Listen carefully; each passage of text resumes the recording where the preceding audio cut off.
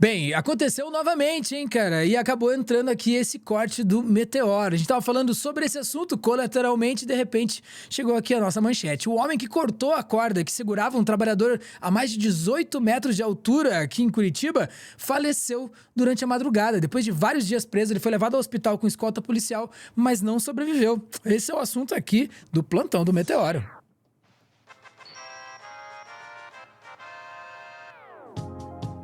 Sofia Labanca, quer dizer então que a gente tem mais uma notícia trágica aí em relação a esse fato que já foi triste por si só e de repente ainda mais essa. O que aconteceu? Pois é, né? Vamos primeiro lembrar o pessoal, ajudar o pessoal a lembrar qual caso a gente está se referindo, né? Aconteceu aqui em Curitiba. Nós tínhamos um trabalhador que estava daqueles que fica lavando a fachada do prédio, pendurado por uma corda lá, né? E quando ele estava na altura aí do sexto andar, a 18 metros de altura, um morador um morador da cobertura do prédio foi lá, pegou uma faca e cortou a corda dele. Inexplicável. Poderia ter causado a morte, não causou porque o rapaz foi salvo pelo equipamento de segurança, né? O trava-quedas lá travou na corda de segurança, na corda salva-vidas, e ele ficou pendurado lá, mas não caiu. Mas foi só porque ele estava com o equipamento correto, né? Uhum. E bem treinado, porque isso aí poderia facilmente ter sido um homicídio. A gente tem um videozinho dele aí é, falando sobre esse dia, né? Vamos lá, tá na tela. Queria ter perdido a minha vida ali, sem saber o porquê, porque eu não tive contato com o morador não me viu. Eu tinha recentemente me mudado pro prédio, fazia 2 dias que eu estava no prédio, e eu estava finalizando uma lavagem que já estava sendo feita, faltava em torno de duas descidas para finalizar a lavagem, e, e acabou acontecendo esse fato com o morador. Eu estava no sexto andar, ele mora na cobertura. Eu só senti a minha corda afrouxando a ponto de eu ficar preso pelo trava-queda, e automaticamente ali a minha primeira reação foi de que eu ia despencar para baixo. Eu praticamente a gente nunca espera que a corda se arrebente, porque não é um Não é praxe comum, né? a corda Não é se de praxe a arrebentar. corda arrebentar, né? Mas quando ela afrouxou ali a ponto de me segurar no trava-queda, eu automaticamente, como eu fui treinado para caso aconteça isso, eu mudei o meu equipamento para minha corda que me sustenta como linha de vida. Fiz minha descida, cheguei no chão, meu supervisor me informou que o Nossa. morador da cobertura estava ameaçando ele no telhado, ameaçou outro rapaz que estava do outro lado do prédio, na janela da cobertura dele, e logo após isso ele veio a cortar minha corda. Nossa, que chocante esse depoimento dele. Muito, muito. Imagina, assim, tipo, o desespero, né? E eu acho bastante interessante apontar isso, né, da importância do EPI, né, equipamento de proteção individual, e do treinamento para esse tipo de Pô, situação, né? Porque se o equipamento de proteção individual não tivesse certinho, tudo em dia, tudo preparado, e ele não tivesse sido treinado para lidar com uma situação dessas, isso aí poderia ter sido realmente um desastre, né? Mas enfim, depois disso aí, a polícia foi atrás aí desse morador e ele acabou sendo preso aí, né, prisão preventiva e levado para a penitenciária, onde ele ficou aí por bastante tempo. Daí o que vem depois, eu vou dizer para vocês, é um caso bem estranho porque as informações ainda estão desencontradas. A gente está tendo duas versões diferentes para o que aconteceu. Uma uhum. por parte da Polícia Penal e outra por parte da defesa do morador, Uhum. né? E eu vou apresentar aqui para vocês as duas informações que isso aí, agora a gente sabe que vai começar uma investigação, isso vai continuar tendo notícia para tentar entender o que aconteceu. O que a gente sabe aí, de fato, a morte aconteceu durante a madrugada do dia 5 de abril, e apesar de ter acontecido pela madrugada, a notícia só chegou na imprensa agora, pouco mais de 1 hora atrás. E a versão da defesa é que ele foi encontrado morto na cadeia, enquanto a Polícia Penal diz que não, que ele já estava desde quarta-feira no hospital, aí, com escolta da polícia no hospital. A defesa diz que o que ocorreu aí foi uma pneumonia seguida de sepse, né? Então ele estaria com uma pneumonia, uma infecção no pulmão, e isso, a sepse significaria, né? Então que essa infecção ela se espalhou para o resto do corpo, então levando aí a sepse, enquanto a Polícia Penal não informou qual que seria aí a razão da morte. E daí uma outra informação que nós temos é que a defesa já tinha pedido uma liberdade provisória aí para ele, para levar ele para uma clínica particular com urgência por causa aí da saúde dele, mas que isso foi negado, né? O pedido da liberdade provisória teria sido na quarta-feira e ontem, quinta-feira, teria sido negado aí esse habeas corpus.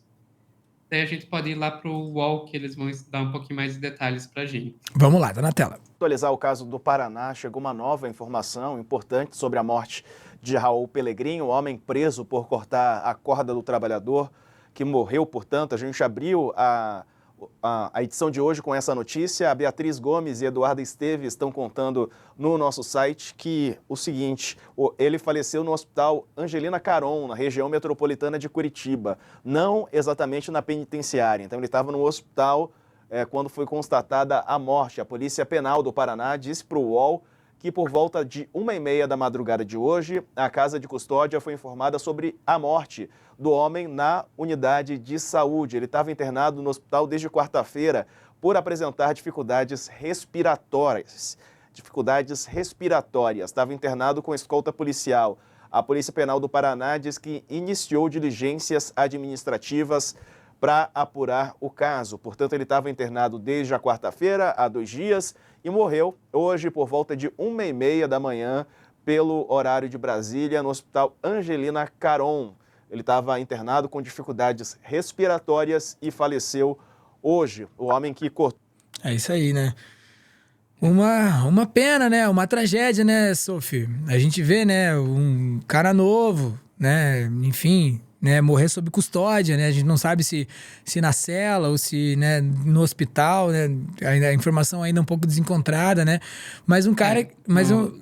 um cara que... Como você viu ali, né? A versão da Polícia Penal é de que ele já estava no hospital desde quarta-feira. A defesa, e daí isso é informação da RPC, né, que é a filial paranaense aqui da Rede Globo, diz que disse à RPC que eles não tinham essa informação de que ele estava no hospital. Pode crer, mas, meu, tipo, quando a gente pensa num assunto desse, pensa numa questão dessa, a gente coloca uma carga nas pessoas que ela envolve toda a maldade que a gente conseguiu ver dentro da ação delas, né? E a gente acaba reduzindo elas a essa maldade, né? Reduzindo elas a esse episódio, né? Até porque, num primeiro momento, assim, é espantoso de ver, né? A experiência que teve esse rapaz, né? Tava trabalhando e, de repente, tem a corda cortada. Uma atitude absolutamente irracional, né? De um cara que, né?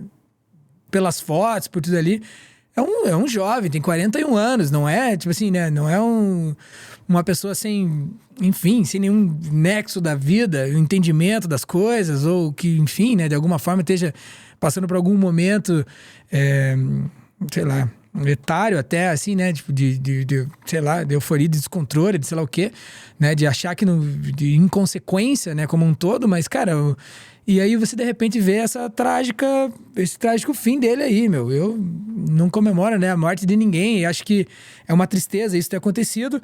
E acho que agora, a partir desse momento em que a gente não tem mais esse espectro de culpa a colocar em cima de uma pessoa, que também, quem sabe, a gente entenda aí que nem sempre, né, os nossos piores momentos falam por nós, né? Definem a gente, né? Porque, pô, é uma tristeza, né? Uma tristeza uma morte dessa também. Né? Após uma tentativa de homicídio aí que chocou a gente aqui e que faz com que a gente projete nele tudo que lhe é devido, né? Quem sabe de uma forma até um pouco mais contundente do que o justo, vai saber. Não sei se é bem essa a palavra, mas de qualquer maneira, o fato é que, enfim, esse cara acabou encontrando aí o fim da sua vida de uma forma trágica. Só para atualizar aqui, a RPC já lançou uma nota de correção, uma errata, confirmando então a informação aí de que ele estaria no hospital. Aparentemente, a versão de que ele estaria no presídio quando morreu já foi descartada. Agora, Salmazo, o que a gente vai ver é a questão aí da investigação dessa morte, né? Vamos ver aí o fato de que a defesa já tinha pedido a liberdade provisória aí, para que ele pudesse ter um atendimento de saúde. E isso ter sido negado vai se tornar, eu tô fazendo essa aposta aí, vai se tornar grande questão nos próximos dias, né? E com certeza a defesa vai botar aí na conta da justiça paranaense essa morte. Mas daí coloca isso, daí acho que até no nosso comentário aqui o Jonathan Marino matou a charada. Ele falou assim, pra mim só mudou o resultado. Irracionalidade de rico alienado pela impunidade quase causa morte de trabalhador, mas acabou causando a morte dele, né? Inverteu só a polaridade aí, né? Mas vem a partir disso, irracionalidade de um rico alienado. Exatamente. E eu acho que aqui uma outra discussão que a gente pode trazer é da questão dos direitos humanos das pessoas que estão presas, né? Porque a gente vê muito o pessoal falando, bandido bom é bandido morto, direitos humanos para humanos direitos. E daí, numa situação muito semelhante ao que a gente viu com as pessoas que foram presas no 8 de janeiro, de repente, quando é uma pessoa do meu grupo, digamos assim, né? Quando não é o negro, quando não é a pessoa que veio de uma favela, etc., que está na prisão, de repente as pessoas lembram de, olha, talvez a gente devesse cuidar mais um pouquinho das pessoas que estão em custódia, né? True. Deveriam. Né? Pena que você só lembra disso quando é um réu branco. Quando é o cara que morava numa cobertura. Verdade. Que se torna vítima. Verdade. E assim fechamos mais um corte aqui no Plantão do Meteoro. Valeu, galera. Esse foi mais um plantão. Encerramos por aqui. Essa sexta-feira está chegando ao fim. Eu agradeço aqui Sofia Labanca por mais um corte aí. O bônus, né, da noite.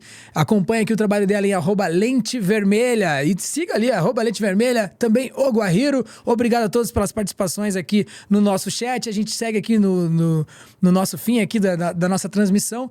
Mas a princípio é isso. Ficamos por aqui. Muito obrigado a todos por tudo. E chegou o fim de mais um plantão. Tchau, tchau.